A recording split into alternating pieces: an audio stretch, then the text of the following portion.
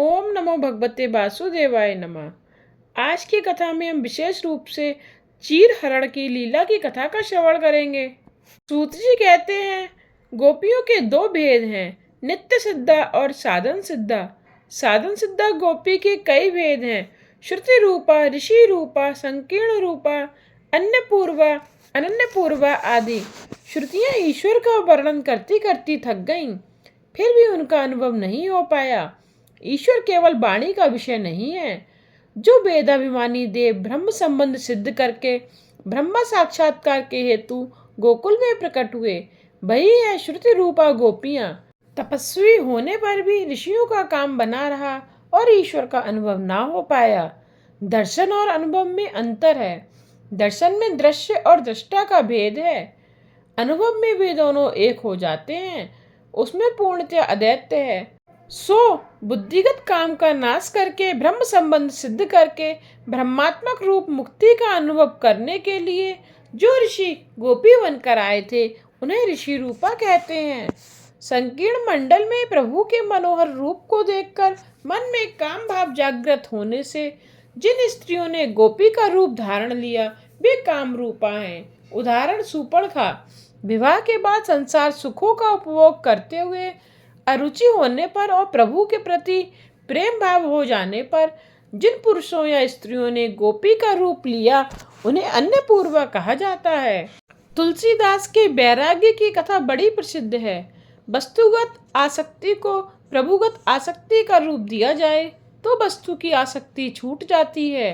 अनेक वस्तुओं के प्रति आसक्ति का होना व्यावहारिक दृष्टि से अशक्य है। तुलसीदास केवल पत्नी की ही ओर आसक्त थे। संसार की अन्य सभी नारियां उनके लिए माता के समान थीं।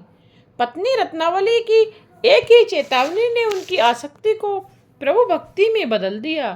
कामासक्ति ईश्वरासक्ति में परिवर्तित हो गई।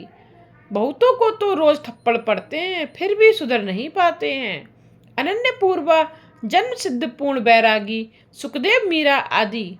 एक बार ब्रज की कुमारिकाएं यमुना किनारे नग्नावस्था में स्नान कर रही थीं, तो उनके वस्त्र उठाकर श्री कृष्ण कदम्ब के वृक्ष पर चढ़ गए और कुमारिकाओं से कहने लगे, जिसे वस्त्र लेने हैं वह यहाँ आकर ले जा सकती हैं। कृष्ण ने कहा, नग्नावस्था में स्नान करके तुमने जलदेव का अपराध किया, सो दोनों हाथ जोड़कर बंधन करके वस्त्र ले जाओ। उन कुमारिकाओं ने वैसा किया तो उनके वस्त्र कृष्ण ने लौटा दिए। इस चीर हरण लीला में भी एक रहस्य है। कुमारिकाओं के मन में ऐसी भावना थी कि वे नारी हैं। ऐसा भाव अहंकार का घोतक है। उनका वह अहम भाव दूर करने के लिए श्री कृष्ण ने वैसा व्यवहार किया। इस लीला में अहंकार का पर्दा हटाकर प्रभु को सर्वस्व अर्पण करने का उद्देश्य है। भगवान कहते हैं, तुम अपनापन स्वत्व भुलाकर मेरे पास आओ। संसार शून्य और सांसारिक संस्कार शून्य होकर निरावृत होकर मेरे पास आओ। दैत्य का आवरण दूर करोगे तो भगवान मिलेंगे। शरीर को वस्त्र छिपाता है और आत्मा को वासना। भगवान तुम्हारे पास ही हैं, किंतु तुम देख नहीं पाते हो। वासना का पर्दा फटते ही भगवान दिखाई देंगे। आत्मा और परमात्मा के बीच वासना का पर्दा है, सो भगवान का अनुभव नहीं हो पाता। आत्मा अंदर है और ऊपर है अज्ञान और वासना का पर्दा। अज्ञान और वासना के उस आवरण को चीर कर भगवान से मिलने जाना है। सिद्ध सद्गुरु की या परमात्मा की कृपा से बुद्धिगत वासना दूर होती है। बुद्धि में रहा हुआ काम कृष्ण मिलन में बाधक है। अज्ञान वासना वृत्तियों के आवरण का नष्ट होना ही चीर हरण लीला है और आवरण नाश के पश्चात जीव के आत्मा का प्रभु से मिलन है रासलीला। इसी कारण से रासलीला चीर हरण के बाद आती है। काम वासना के नष्ट होने पर ईश्वर के साथ अदैत्य हो जाता है। भगवान कभी लौकिक वस्त्रों की चोरी नहीं करते हैं, वे तो बुद्धिगत अज्ञान काम वासना की चोरी करते हैं। कन्हैया क्या गोपियों को नग्नावस्था में देखना चाहता था? सोचो तो, श्री कृष्ण तो सर्वव्यापी हैं, सो जल में भी हैं। वो तो गोपियों से मिले हुए ही थे, किंतु गोपियां अज्ञान और वासना से आवृत होने के कारण श्री कृष्ण का अनुभव नहीं कर पाती थीं। सो उस बुद्धिगत अज्ञान और वासना रूपी वस्त्रों को भगवान उठा ले गए। वैसा प्रभु तब करते हैं जबकि जीव उनका हो जाता है। जिसने अपनी बुद्धि मुझ में स्थापित की है, उसके भोग संकल्प सांसारिक विषय भोग के लिए नहीं होते, वे संकल्प मोक्षदायी होते हैं। भुने हुए धान्य का बीज तत्व नष्ट हो जाता है और कभी अंकुरित नहीं हो पाता। इसी प्रकार जिसकी बुद्धि में से काम वासना का अंकुर उजड़ गया है, वहां वह फिर से अंकुरित नहीं हो पाएगा। प्रभु ने गोपियों से कहा, हे विरज कुमारिकाओं, मैं जानता हूँ तुम्हारी काम वासना नष्ट हो जाने के कारण तुम्हारे हृदय शुद्ध हो गए हैं। फिर तुम्हें मेरा ध्यान अब भी धरते रहना है। ऐसा करने से तुम्हारे मन में समाया हुआ सूक्ष्म मल नष्ट होगा और मुझसे मिलन होगा। शरद ऋतु की रात्रियों में मेरे साथ तुम रमण कर पाओगी। शरद ऋतु की रात्रि निर्मल होती है। तुम भी हर तरह से शुद्ध निर्मल शुभ्र हो पाओगे तो ईश्वर के साथ क्रीड़ा कर पाओगे। जीव ईश्वर से मिल सकेगा तभी रासलीला होगी। जीव ईश्वर के मिलन के लिए पहले तो पूतना वासना का नाश किया जाए। अविद्या नष्ट होने से जीवन की गाड़ी राह पर आने लगती है और सक्टासुर का नाश होता है। जीवन सही रास्ते पर चलने लगा तो तृणावर्त रजोगुण नष्ट हो गया और सत्वगुण बढ़ने लगा। रजोगुण मिट चुका तो कन्हैया ने माखन मन की चोरी की और जीवन सात्विक बना। जीवन सात्विक होने पर आसक्ति की मटकी फूट जाती है। दही की मटकी, संसार शक्ति की मटकी कन्हैया ने फोड़ दी। संसारासक्ति नष्ट हुई तो प्रभु जीव के पास में बंध गए। यही है दामोदर लीला। प्रभु बन चुके तो दंभ बकासुर और पाप ताप अगासुर का वध हुआ। सांसारिक ताप नष्ट हुआ तो दावाग्नि नष्ट हुई, शांत हो गई। अतः इंद्रियां शुद्ध हुई, अंतःकरण की वासना का क्षय हुआ। यही है नागदमन लीला और प्रलंबासुर वध की कथा। जीव ईश्वर से मिलने योग्य हो पाया तो कृष्ण की मधुर मुरली की मधुरिमा तान सुन सका। वेणु गीत गाया गया अर्थात नाद ब्रह्मा की उपासना हुई। फिर आई गोवर्धन लीला। सो इंद्रियों का संवर्धन हुआ, पुष्टि हुई, जो भक्ति रस उत्पन्न हुआ। इंद्रियों की पुष्टि होने से षड़रस और वरुणदेव का पराभव हुआ। षड़रस का पराभव होने से जीव शुद्ध होने को आया तो चीरहरण लीला आई। अज्ञान और वासना के आच्छादन भगवान ने मिटा दिए। चीरहरण लीला बाह्य वर्ण उपाधि नष्ट हुई तो रासलीला हुई। जीव और ब्रह्मा का तादात्म्य हुआ। जिस प्रकार वस्त्र देह को ढकता है, उसी प्रकार वासना और अज्ञान आत्मा को ढक देते हैं और परमात्मा को दूर रखते हैं। जब तक अज्ञान और वासना का आच्छादन दूर नहीं हो पाता, तब तक शिव से मिलन नहीं हो पाता। वस्त्र हरण लीला बुद्धिगत वासना, बुद्धिगत अज्ञान को उड़ा ले जाने की लीला है। वासना और अज्ञान रूपी वस्त्र प्रभु मिलन में बाधक हैं। इंद्रियों के काम को हटाना सरल है, किंतु बुद्धिगत काम को निकाल बाहर करना बड़ा कठिन है। प्राण और प्रकृति एक साथ जाते हैं। इस प्रकृति पर विजय पाना टेढ़ी खीर है। योगियों का सारे काम तो भाग जाता है, किंतु बौद्धिक काम कई बार ज्यों का त्यों बना रहता है। वृद्धावस्था में इंद्रियां शिथिल हो जाने पर शारीरिक काम तो चला जाता है, किंतु बौद्धिक बना रहता है। ऋषि भी काम के आगे हार मान गए थे, सो उन्होंने काम वासना को श्री कृष्णार्पण करके निष्काम होने का विचार किया और गोपी बनकर गोकुल में आ पहुंचे। अब आ रही है रासलीला। महाप्रभु ने दशम स्कंद को गोवर्धन नाथ का हृदय कहा है और रासलीला को प्राण। हृदय में पंच प्राण होते हैं। रास पंचाध्यायी श्रीमद् भागवत के पंच प्राण हैं। इसे फल प्रकरण भी कहते हैं। श्रीधर स्वामी कहते हैं कि पंचाध्यायी निवृत्त धर्म का परम फल है। सुखदेव जी सोचने लगे कि समाज में रासलीला श्रवण के अधिकारी कितने होंगे। जो अधिकारी नहीं होगा वह इस लीला में काम ही देखेगा। श्री राधा जी सुखदेव जी की गुरु हैं। उन्होंने सुखदेव जी को ब्रह्म संबंध कराया था। श्री राधा जी की कृपा के बिना रासलीला का गूढ़ तत्व रहस्य समझ पाना आसान नहीं है। सुखदेव जी अपने पूर्व जन्म में तोता थे और लीला नुकुंज में राधा का नाम रटते हुए उड़ते फिरते थे। उनके राधा नाम के अखंड कीर्तन को सुनकर दया मूर्ति राधा जी वहां पधारी। उन्होंने देखा एक तोता उनके नाम का जप कर रहा था उन्होंने उसे पास बुलाया और हथेली पर रखकर सहलाते हुए कहा, कृष्ण ही तेरे सच्चे जनक हैं, उन्हीं के नाम का कीर्तन कर। राधा जी इस प्रकार तोते को मंत्र दीक्षा दे रही थी कि श्री कृष्ण वहां पधारे। श्री राधा जी आद्य संयोजिका और आहार्दिका शक्ति हैं। बिछड़े हुए जीवों को वे श्री कृष्ण से मिला देती हैं। ब्रज की अधीश्वरी देवी श्री राधा जी ही हैं, तभी महात्मा वृंदावन में राधे राधे करते हैं। राधा जी की कृपा होने पर जीव भगवान के दर्शन पा सकता है। उनकी कृपा ही जीव को प्रभु से मिलाती है। सुखदेव जी पूर्व जन्म में तोता थे, सो भागवत में सुखदेव उवाच लिखने के बदले श्री सुख उवाच लिखा है। श्री का अर्थ है राधा। श्री सुख में गुरु शिष्य दोनों का नाम समाया हुआ है। भागवत में अन्य किसी भी व्यक्ति के नाम के आगे श्री शब्द का प्रयोग नहीं किया गया है। ब्रह्मा उवाच, संत कुमार उवाच, व्यास उवाच ऐसा ही लिखा गया है। व्यास जी के नाम के आगे श्री विशेषण नहीं है। केवल कृष्ण और सुखदेव के नाम के आगे ही श्री विशेषण प्रयुक्त हुआ है। भगवान कृष्ण और राधा जी के हृदयेश्वर हैं और सुखदेव जी कृपा पात्र शिष्य, अतः इन दोनों के नाम के आगे श्री विशेषण प्रयुक्त हुआ है। राधा जी ने श्री कृष्ण को तोता देते हुए कहा, यह तोता मुझे बड़ा प्यारा लगता है। अनंत रंग में राधा जी सुखदेव जी की गुरु हैं। जो परमात्मा के साथ संबंध जोड़कर आता है वह है महाप्रभु। उनका नाम प्रकट रूप से कैसे लिया जाए? भागवत में सुखदेव जी ने राधा जी का प्रकट रूप से नाम नहीं लिया है। सुखदेव जी ने सारी रासलीला की कथा बड़े विवेक से की है। गोपी प्रेम की बातें अधिकतर अप्रकट ही रखी हैं। राजा परीक्षित को 7 ही दिनों में मोक्ष देना है। राधे राधे करने लग जाएं तो सुखदेव जी समाधिस्थ हो जाएंगे, तो राजा का क्या होगा? बातें कथा विवरण वियोगावस्था में ही अधिक हो सकते हैं, पूर्ण संयोगावस्था में नहीं। यह तो काम रहित अंतरंग लीला है।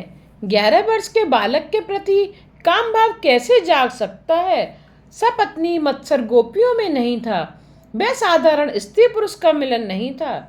यदि होता तो सुखदेव जी जैसे महायोगी इसका वर्णन नहीं करते। ऐसी कल्पना ही ना करो कि गोपी ग्राम की कोई स्त्री है। गोपी तो शुद्ध जीव का ही नाम है। शुद्ध हृदय का भाव प्रेम भाव ही गोपी है। देह भान भूल कर प्रत्येक इंद्रियों से भक्ति रस का पान करने वाला विशुद्ध जीव ही गोपी है। साधारण जीव गोपी की कथा करने या सुनने का अधिकारी नहीं है। ऊपर नित्य सिद्धा और साधन सिद्धा गोपियों की चर्चा की गई है। कुछ ज्ञानी ब्रह्म रूप होना चाहते हैं। कुछ गोपियां ईश्वर के साथ एक होना नहीं चाहती। एक होगी तो ईश्वर के रस स्वाद का अनुभव नहीं कर पाएगी। जीव ईश्वर के साथ एक हो जाए तो उसके रसात्मक स्वरूप का अनुभव नहीं किया जा सकता। ईश्वर के रस स्वरूप होने के कारण ज्ञानी पुरुष उसमें डूब जाते हैं, फिर भी वे रसात्मकता का अनुभव नहीं कर पाते हैं, क्योंकि वे ईश्वर से कुछ भिन्न नहीं रहते हैं। ईश्वर से पृथक रहने से ही उनका रसानुभव किया जा सकता है। नित्य सिद्धा गोपियां वे हैं जो कन्हैया के साथ आई हुई हैं। साधन सिद्धा गोपियों के कई भेद हैं। पहला है श्रुति रूपा। वेद के मंत्र गोपी बनकर आए हैं। वेदों ने ईश्वर का वर्णन तो अतिशय किया है, फिर भी उन्हें अनुभव नहीं हो पाया है। ईश्वर केवल वाणी का नहीं, ध्यान का विषय है। संसार का विस्मरण हुए बिना ईश्वर से साक्षात्कार नहीं हो पाता। तभी तो वेदाभिमानी देव गोकुल में गोपी बनकर आए हैं। ऋषि रूपा। जीव का सबसे बड़ा शत्रु है काम। ऋषियों ने बहुतेरा प्रयत्न किया, फिर भी वह मर नहीं पाया। तप करने से शरीर और इंद्रियों का काम तो चल जाता है, किंतु मन में बसा हुआ काम, बुद्धिगत काम जाता नहीं है। ब्रह्म संबंध स्थापित किए बिना बुद्धिगत काम बना रहता है। उस काम को कृष्णार्पण करना है। विश्वामित्र और पराशर जैसे शक्तिशाली ऋषि भी काम के आगे झुक गए। सूर्य को तिरोहित करने वाले मुनि काम को दूर नहीं कर सके। काम मर ना पाया तो ऋषि थक हार कर गोपी बनकर गोकुल में आए। हम श्री कृष्ण को काम अर्पण करके निष्कामी बनेंगे। जो काम को मार सकता है उसके लिए श्री कृष्ण दूर नहीं है। काम तो अनंग है, वह जीव को आत्मशक्ति को धीरे धीरे मानता है। सात्विक भोजन के बिना वह नहीं मर पाएगा। काम श्री कृष्ण को दूषित नहीं कर सकता। श्री कृष्ण की चिंता करने वाले का काम कुछ नहीं कर सकता, तो स्वयं कृष्ण का तो वह क्या बिगाड़ सकता है। गर्ग संहिता में एक कथा है। एक बार श्रावण मास में रास के समय भगवान श्री कृष्ण बड़े विलंब से आए, तो गोपियों ने उनसे कारण पूछा। कृष्ण कहने लगे, मेरे गुरु मुनि दुर्वासा आए हैं, मैं उनके दर्शन के लिए गया था। गोपियों को आश्चर्य हुआ, आपके गुरु? तो कृष्ण कहने लगे, हाँ, दुर्वासा मुनि मेरे ब्रह्म विद्या के गुरु हैं। गोपियों ने सोचा, भगवान के गुरु कितने महान होंगे, हम उन्हें भोजन कराएंगी। श्री कृष्ण ने कहा, मेरे गुरु भूख लगने पर दिन में एक ही बार दूर्वा रस पीते हैं, भोजन नहीं करते हैं। तुम्हारा प्रेम शुद्ध होगा तो वे आहार करेंगे। गोपियों ने भांति भांति के मिष्ठान बनाए, सोचने लगे कि अब दुर्वासा को बुला लाएं। मुनि का आश्रम तो यमुना के सामने के किनारे पर था। बाढ़ आई हुई थी, करें तो क्या करें। उन्होंने श्री कृष्ण से पूछा, तो उन्होंने कहा, यमुना जी से कहना कि यदि श्री कृष्ण बाल ब्रह्मचारी और बाल उपवासी हो तो हमें मार्ग दीजिए। गोपियां तो जानती ही थी कि कृष्ण दूसरों को परमानंद देने के लिए ही क्रीड़ा करते हैं। गोपियां अधिकारी थीं, यमुना जी ने उन्हें मार्ग दे दिया। गोपियां आश्रम में आईं और दुर्वासा से भोजन करने का आग्रह किया। दुर्वासा ने कहा, वैसे तो खाने की कोई इच्छा नहीं है, फिर तुम्हारी इच्छा है तो मेरे मुंह में ग्रास रखती जाओ। गोपियों ने जो कुछ खिलाया वह सब कुछ उनके पेट में चला गया। गोपियों ने सोचा कि ऋषि की संतान होगी ही नहीं, सो खाते समय याद नहीं आई। उन्होंने दुर्वासा जी से पूछा, आपने भोजन तो भली भांति किया है ना? दुर्वासा जी कहने लगे, नहीं तो मैं तो नित्य उपवासी हूँ। यदि मेरी बात जचती नहीं है तो यमुना जी से कहना कि यदि दुर्वासा नित्य उपवासी हो तो मुझे मार्ग दें। बिल्कुल वैसा ही हुआ। गोपियों ने श्री कृष्ण को भी सब कुछ बताया। गुरु शिष्य दोनों बराबर के हैं, इसलिए सारी रानियां होते हुए भी कृष्ण बाल ब्रह्मचारी हैं और मिष्ठान का ढेर डकार जानने वाले ऋषि दुर्वासा नित्य उपवासी। यह कैसे ब्रह्मचारी हैं और यह कैसा उपवासी? दुर्वासा को किसी भी प्रकार की वासना नहीं है। उन्होंने खाया तो बहुत, किंतु बिल्कुल स्वाद लिए बिना ही खाने वाला और खिलाने वाला नारायण है।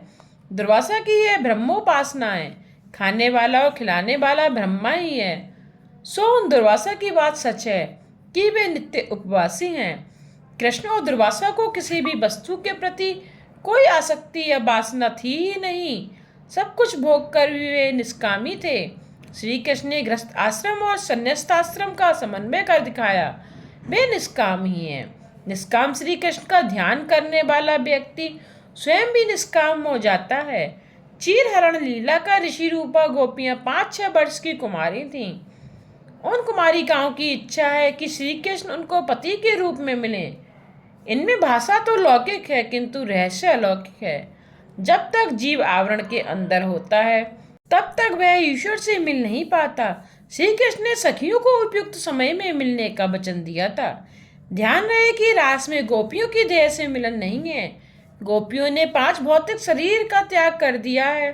इन गोपियों का स्वरूप अप्राकृत चिंतनमय आनंद रूप है। पंच महाभूत के शरीर को परमात्मा स्पर्श नहीं करते। भागवत में स्पष्टता कहा गया है कि रासलीला 5 भौतिक शरीर के त्याग के बाद ही हुई थी। किसी को शंका होगी, गोपियों का 5 भौतिक शरीर कैसे छूट गया? श्री कृष्ण का वियोग तो अग्नि है। पति के विरह में जिस प्रकार पतिव्रता पत्नी जलती है, उसी प्रकार परमात्मा का विरह जीव को जलाता है। प्रभु के विरह के समय में जीव का संसार में रम्माण रहना पाप है। श्री कृष्ण की विरहाग्नि ने गोपियों के 5 भौतिक शरीरों को जला दिया और उनको श्री कृष्ण की भांति अप्राकृत रसात्मक शरीर प्राप्त हुआ। 5 भौतिक शरीर साथ होगा तो परमात्मा से मिलन नहीं हो पाएगा। गोपियाँ कृष्ण विरह में जलती हैं। हमारी यह करुणता ही है कि यह जीव भगवान के वियोग के समय सांसारिक वासनाओं के खिलवाड़ करता रहता है। संसार के भोग रोग समान ही हैं। गोपियाँ तो परमानंद रूप से मिलना चाहती हैं। श्री कृष्ण के दर्शन मात्र से अब उनकी तृप्ति नहीं हो पाती। दर्शन में दैत्य है। गोपियाँ परमात्मा से एक रूप होना चाहती हैं। गोपियों को जब से गोवर्धन लीला में श्री कृष्ण के परमात्मा स्वरूप का दर्शन हुआ था, तब से उनमें प्रेम भाव का बीजारोपण हुआ था। उन्होंने कन्हैया की बांसुरी भी सुनी। प्रेम का आरंभ दैत्य से होता है। प्रेयसी और प्रियतम अलग अलग होते हैं। समय के साथ प्रेम बढ़ता जाता है और दोनों को एक हो जाने की इच्छा होती है। मैं अब तू होने की इच्छा रखता है। अदैत्य की इच्छा जाग उठती है। मैं को मिटाकर तू होना, स्वयं को प्रिय पात्र से मिला देना, प्रिय पात्र से सायुज्य सिद्ध करना ही प्रेम है। कई बार गोपियों को उनकी सास बाहर नहीं निकलने देती थी। उनकी व्याकुलता को देखकर कन्हैया उनके रसोई घर में प्रकट हो जाता था। जीव जब अति आतुर होता है तो ईश्वर उनसे मिलने के लिए आते हैं। गोपियों का प्रेम धीरे धीरे बढ़ता जा रहा है। श्री कृष्ण से मिलना है, एक होना है। अब पल भर का भी विरह सहा नहीं जाता। कृष्ण विरह से वे मूर्छित हो जाती हैं। अब उनकी और कोई वासना नहीं है। जीव शुद्ध होकर ईश्वर से मिलने के लिए आतुर हो गया है। अब रासलीला होगी। कृष्ण ने अपने बाल मित्रों से कहा था कि जब भी किसी को मूर्छा आए उन्हें बुलाया जाए। गोपियों की मूर्छा उतारने का उपाय वे जानते हैं। गोपियों के मन और प्राण उन्हीं में हैं। गोपी मूर्छित हुई तो कन्हैया को बुलाया गया। वे समझ गए कि गोपियों का प्रेम भाव बढ़ता जा रहा है। कन्हैया ने गोपी को सहलाते हुए कान में कहा, शरद पूर्णिमा की रात्रि को तुझसे मिलूंगा, तब तक धीरज रख, मेरा सतत ध्यान करती रहना। वैष्णव तो प्रेमी से मिलने की आशा में ही जीते हैं। कन्हैया अवश्य मिलेगा। गोकुल की सभी गोपियां रास में नहीं गई थीं। जिन गोपियों को अधिकार प्राप्त हुआ है वे ही जा सकी थीं। युवावस्था में ही भक्ति का रंग लगाना चाहिए। वृद्धावस्था में भक्ति का रंग चढ़े वह ठीक तो है, किंतु उत्तम नहीं है। जो केवल वृद्धावस्था में ही भक्ति का आरंभ करता है उसे युवावस्था के काम सुखों का स्मरण सताता रहता है। वृद्धावस्था में यदि अंदर से भक्ति उत्पन्न ना होने पाए तो दूसरों का टीका टप्पणी करने का जो जी हो जाता है, परायों की, दूसरों के रहन सहन, घर गृहस्थी, व्यवहार आदि की चू चपड़ करते रहना सबसे बड़ा पाप है। जब भी स्त्रियां एक दूसरे से मिलती हैं तो पति, संतान, बहू, कपड़े लत्ते आदि की बातों में लगी रहती हैं। जो भक्ति के रस में रंग जाते हैं वे ऐसी फालतू बातों में भाग नहीं लेते। बाल पक जाने के बाद माला ना फेरें तो उसका कलेजा और काला हो जाता है। बाल के साथ कलेजा उजला ना हो सके यह बड़े दुखद की बात है। कन्हैया उस गोपी के कानों में कुछ कह रहा था और गोपी की मूर्छा दूर हो रही थी। एक वृद्धा ने यह देखा तो उसको दाल में कुछ काला नजर आया। मुझे यह मंत्र जानना ही होगा, उस बूढ़ी ने ढोंग किया। घर का काम करते करते जानबूझकर जमीन पर लेट गई। बहू को दुख हुआ। उसने श्री कृष्ण के पास जाकर कहा, नाथ पधारिए, मेरी सासू जी मूर्छित हो गई हैं। बेचारी बहू को क्या खबर थी कि उसकी सास कपट कर रही हैं। कन्हैया ने कहा, जिसके बाल पक जाते हैं उसको मेरे मंत्र से कोई लाभ नहीं हो पाता, सो मैं नहीं आऊँगा। किंतु गोपी ने बड़े प्रेम से आग्रह किया तो भी इनकार ना कर सके। कन्हैया ने वृद्धा का निदान किया कि इस बूढ़ी के सिर पर भूत सवार हो गया है, किंतु चिंता ना करना, मैं भूत उतारने की विद्या जानता हूँ। एक लकड़ी तो ला दो कोई। बूढ़ी ने मनी मन कहा, अरे बाप रे, इतने में तो लकड़ी आ गई और कन्हैया ने उस बूढ़ी को 2 फटके मार दिए। बूढ़ी तुरंत बोल पड़ी, मुझे मूर्छा नहीं आई थी, मैं ढोंग कर रही थी।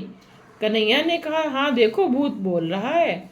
2 फटके और जड़ दिए। जरा सोचो तो, मनुष्य का भावावेश तो वैष्णव का होता है और मन में काम, क्रोध, कंचन, कामनी को रमाता रहता है। बाहर से भक्त होने का ढोंग करता है। यह ढोंग, यह अभिमान ही तो भूत है जो जीव की पिटाई के लिए कारणभूत है। ऐसे तो बहुतेरे लोग हैं जिनकी आकृति तो बड़ी आकर्षक, सुंदर, लुभावनी होती है, किंतु कृति भयंकर, घृणाजनक। उस बुढ़िया की भांति कभी ढोंग नहीं करना।